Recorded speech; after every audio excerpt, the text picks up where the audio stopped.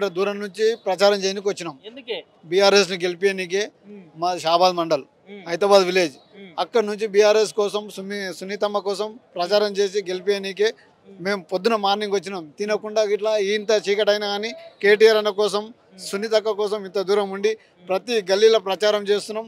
మా సొంత ఖర్చులతో వచ్చి మేము బీఆర్ఎస్ కోసం పని చేయడానికే ఎలక్షన్ కోడ్ ఉన్నంత వరకు 11 తారీఖు ప్రచారంలో పాల్గొని బీఆర్ఎస్ను మంచి మెజార్టీతో గెలిపేయడానికే కంకణం కట్టుకొని 40 కిలోమీటర్ల నుంచి వచ్చి ఇలా ప్రచారం చేయడానికి వచ్చినాము. ఎందుకు ప్రభుత్వం నుంచి మీకు ఏం నష్టం జరిగింది? ఎందుకు ప్రభుత్వాన్ని ఊడగొట్టాలనుకుంటున్నారు? ఏ పథకాలు సక్కలు లేవు. అన్ని హామీలు ఇచ్చిండు కానీ ఏ సక్కలు అమలు లేవు. మాకు రైతు బంధు రాలేదు, మాది రుణమాఫీ కాలేదు. నాకు ₹1,00,000 లోన్ తెచ్చుకున్నా, నాది ఇంకా రుణమాఫీ కాలేదు. బ్యాంక్ ఆఫ్ బరోడాలో తీసుకున్నా శంషాబాద్లో. కావాల్సి ఆడ వచ్చి చూపిస్తా, నాకు రుణమాఫీ కాలేదు. ఏ 6 గ్యారెంటీ ఉన్నాయి. కరెంట్ అన్నాడు, కరెంట్ ఇట్లా అందరికి మాఫీ అయితే లేదు. ఇవన్నీ దొంగ హామీలు ఉన్నాయి. దానివల్ల మేము వచ్చి కంకణం కట్టుకొని ప్రతి ప్రజలకు చెప్పి ఈ ఓటు వేయద్దు కాంగ్రెస్ అని చెప్పి కంకణం కట్టుకొని 40 కిలోమీటర్ల నుంచి వచ్చి మేము ప్రచారం చేస్తాం. రైతు బిడ్డలు మీకు అక్కడ జరుగుతున్న ఇబ్బందులను బట్టి కాంగ్రెస్ రావద్దనుకుంటారు, కానీ ముఖ్యమంత్రి మాత్రం ప్రజలు కాంగ్రెస్ పార్టీని ఆదరిస్తున్నారు. హామీలు మేము ఇచ్చేస్తున్నాం, చేసుకుంటూ ఒక్కొక్కటి చేసుకుంటూ వస్తున్నామని ముఖ్యమంత్రి అంటున్నారు. ఇక వాళ్ళ డబ్బా వాళ్ళు కొట్టుకుంటారు. అది తప్పని పరిస్థితి. రైతుకు బోనస్ 500 అన్నాడు ఓట్లకు, అది లేదు. మా కరెంటు గిల్ల మాకిల్ల మాఫీ కాలేదు. కరెంటు గిల్ల బాగానే పోతుంది. ఇక హామీలు చెప్పుకుంటాడా అంటే ఇప్పుడే చూడు అగా చూడు అని అందరికీ ఏమంటారు ఆ విధంగా చేస్తున్నాడు. ఏం చెప్తారు జనాలకి? ఏం చెప్తున్నారు జనాలు? మీకేం ఆన్సర్? జనాలకు ఏం చెప్తున్నాము, హైడ్రా తెచ్చిండు, అందరినీ గరీబుల నాగం చేసిండు.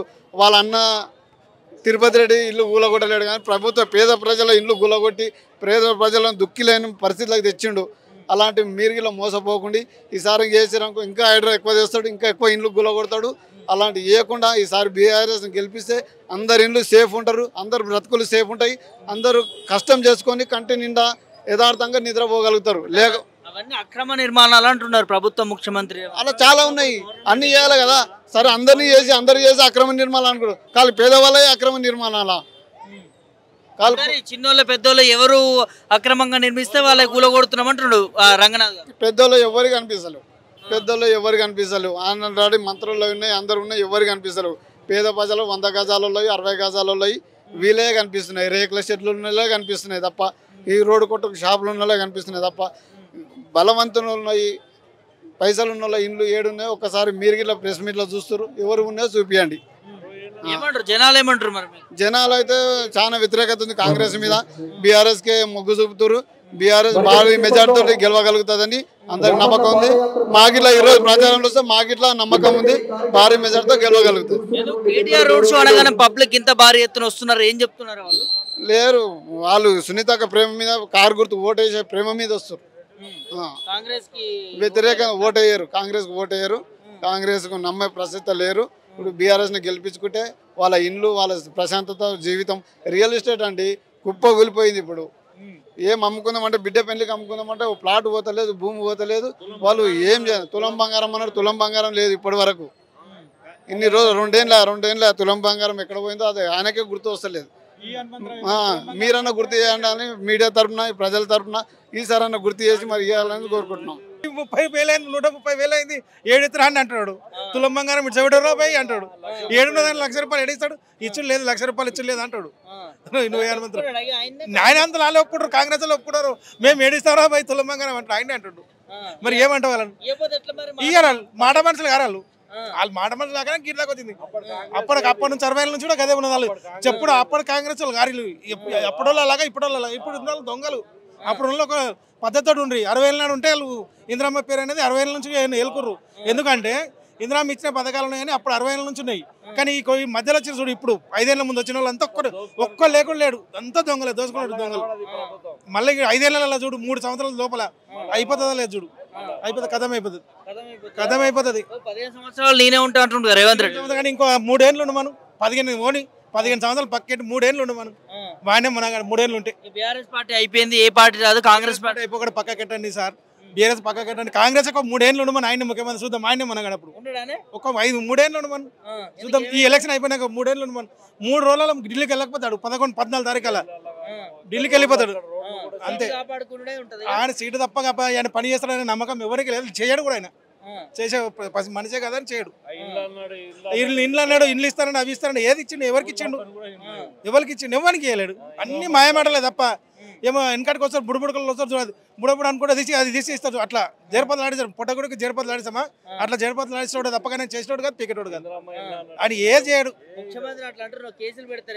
ఏమో ఒక్కసారి పెడితే కదా 100 సార్లు కేసులు పెడితే ఏమైంది, కేసు పెడితే ఏమవుతుంది, కొన్ని జైలు పోతే మళ్ళీ ఇంటికి వస్తాం. చంపడు కదా, ఉన్నాడు బుడబుడుకుల కంటే అన్యాయం అంటున్నా, ఆయన కంటే ఎక్కువ బుడబుడుకులు మళ్ళీ నా వాస్తవం చూపెడతారు ఇంకొకటికి లేకుంటే, అంతకంటే అన్యాయం. ముఖ్యమంత్రి అందరికి ముఖ్యమంత్రి కాదని నేను అండలేను, ముఖ్యమంత్రి కానీ ముఖ్యమంత్రి స్థానం నిలబెట్టుకుంటే కదా ఆయన ఢిల్లీ పోయినప్పుడు ఆయనకే అప్పు పుడతలేదని మీడియా ముఖంగా చెప్తున్నాడు. నేను పోతే దొంగను చూస్తున్నాను అంటాడు, చెప్పలేకపోతాను అంటారు. మరి అటువంటి ముఖ్యమంత్రి ఆయన ముఖ్యమంత్రి అంటారా?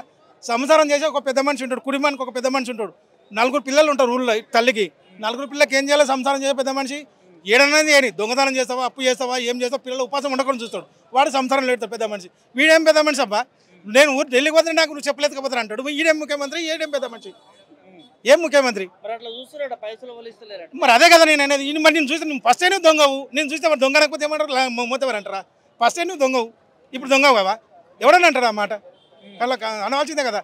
ఆయన నిజం ఒప్పుకుంటుండు కదా, ఏమంటుండే నేను ఢిల్లీకి పోతే చెప్పులు ఎత్తుకపోతాడు, నన్ను ఇస్తలేరు అని ఆయన అన్నాడు. ఒక ముఖ్యమంత్రి, రాష్ట్ర ముఖ్యమంత్రి అనగలుగుతాడు అట్లా అంటాడా? ఇంతవరకు భారతదేశంలో ఎవడని అన్నాడా చెప్పండి? నేను పోతే ఢిల్లీకి పోతే నాకు ఇట్లా ఇస్తలేరు అని ఎవడన్నా అన్నాడా?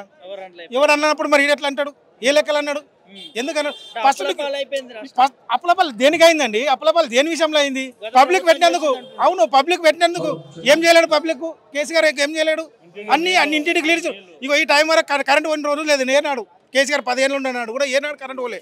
ఇవాళ 10 రోజులు కాదు 10 గంటలు ఉండదు కరెంట్, 4 గంటలు కోత అవుతుంది, సాయంత్రం 4 గంటలు అవుతుంది. అట్లా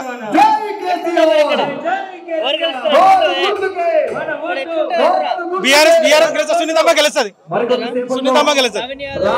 అందరూ ఎవరు కలవడు. నవీన్ యాదవ్ ఏమంటుండు, నేను తలుచుకుంటే గల్లెలకల్లా బయటకు వెళ్తాను అంటుండు.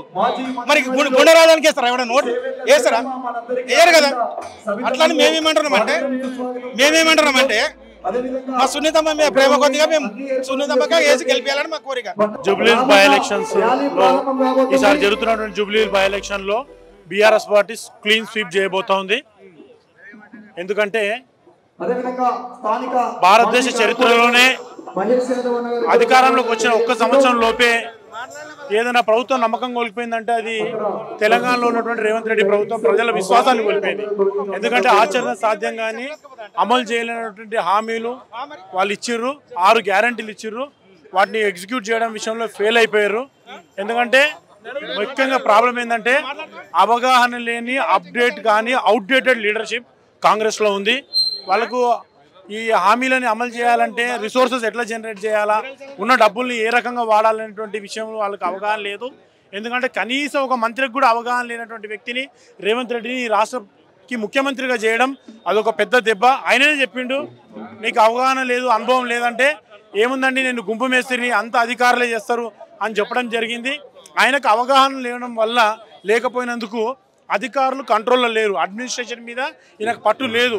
కాబట్టి అధికారులతో వాళ్ళకి ఇష్టం వచ్చినట్టుగా వ్యవహరిస్తూ ఉన్నారు. సో ఇదొకటైతే, రెండోది పరిపాలనలో అనాలోచితమైనటువంటి నిర్ణయాలు. పేదల ప్రజలకు పక్షాన్ని నిలబడిన ప్రభుత్వం హైడ్రా పేరుతో పేదల ఇల్లు కూలుస్తూ ఉన్నది, పెద్దలకు కాపుదాస్తూ ఉంది. మనం మొన్న చూస్తూ ఉన్నాం అరకపూడి గాంధీ గారి విషయం వచ్చినప్పుడు మరి అక్కడ ఫెన్సింగ్ ప్రభుత్వ స్థలాన్ని కబ్జా చేసిరని చెప్పేసి ఫెన్సింగ్ ఊడబీకి మరి హైడ్రా ఫెన్సింగ్ వేస్తే రాత్రికి రాత్రి మరి ఆ ఫెన్సింగ్ వీక్తే కూడా మాట్లాడలేని హైడ్రా రంగనాథన్ ఆయన మొన్నటి దినంలో ధర్నా చేసిర్రు. ధర్నా చేస్తే కూడా వీళ్ళు పోయి ఎక్కడ కూడా దాని మీద స్పందించేటువంటి పరిస్థితి లేదు.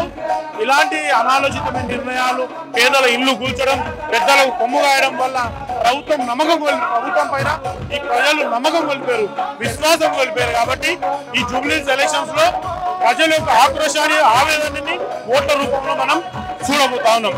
ఒకవైపు మన సర్వేలు కూడా చూస్తూ ఉంటే 50% ఏమో బీఆర్ఎస్ చూపిస్తూ ఉంది, కాంగ్రెస్ చూస్తే 30% మాత్రమే చూపిస్తుంది. ఆ విషయాన్ని పసిగట్టినటువంటి కాంగ్రెస్ నాయకత్వం మా బీఆర్ఎస్ పార్టీ కార్పొరేటర్లని భయభ్రాంతులకు గురి చేసి పార్టీలో చేరమని ఒత్తిళ్లు తీసుకొస్తా ఉన్నారు. అట్లా ఒత్తిళ్లకు లొంగకపోతే వాళ్ళకు ఉన్నటువంటి వ్యాపారాల మీద, వాళ్ళకు సంబంధించినటువంటి బంధువుల వ్యాపారాల మీద దాడులు చేస్తూ మున్సిపల్ ఒక అధికారులను ప్రయోగిస్తూ ఉన్నారు. ఫ్రూట్ వ్యాపారం చేసుకున్నటువంటి మా లీడర్ మీద కూడా ఇప్పుడు ఏదో నోటీసులు ఇచ్చినాయని తెలుస్తూ ఉంది. అంటే వాళ్ళకు ఒక భయానికి గురైన అభద్రతా భావం వాళ్ళు వచ్చేసి ఓడిపోతున్నారు అనేటువంటి విషయం కాంగ్రెస్ వాళ్ళకి అర్థమై మరి ఇలాంటి దొడ్డిదారిన మరి బీఆర్ఎస్ పార్టీ నాయకుల మీద ఒత్తిడి క్రియేట్ చేయాలనేటువంటి ఒక దుర్మార్గమైనటువంటి ప్రయత్నం చేస్తూ ఉన్నారు. వీటన్నిటిని కూడా గ్రహిస్తున్నటువంటి ప్రజలు సరియైన విధంగా వారికి ఈ జూబ్లీస్ ఎలక్షన్స్లో గుణపాఠం చెప్పబోతున్నారు. జూబ్లీస్ ఎలక్షన్ ఖచ్చితంగా బీఆర్ఎస్ ఘన విజయం సాధించబోతుంది. రానున్న రోజుల్లో మీరే తెలుస్తున్నారు. నవంబర్ 14న అందరి సంబరాలకు సిద్ధం కావాలి. కాంగ్రెస్ గెలవదండి. వాళ్ళు ఎక్కడ పోయినా కాంగ్రెస్ అదే అంటారు, కాంగ్రెస్ గెలిచిందని. అది ఇంపాసిబుల్. కాంగ్రెస్ గెలిచే ప్రసక్తే లేదు. ఎందుకంటే జూబ్లీస్ ప్రజలు ఆల్రెడీ డిసైడ్ అయ్యారు భారీ ఎత్తున బీఆర్ఎస్ ని శ్రీతమ్మని గెలిపించాలని. 6 గ్యారెంటీలు ఏమున్నాయి? 6 గ్యారెంటీలో ఒక్కటి చేసిండ్రు, అది కూడా బస్సుది. బస్సు ఆడవాళ్ళకు ఫ్రీ చెప్పారు, ఒకళ్ళకేమో బస్ టికెట్ డబుల్ చార్జ్ చేశారు. ఇది ఫ్రీ ఏడ్ అవుతుందన్నా?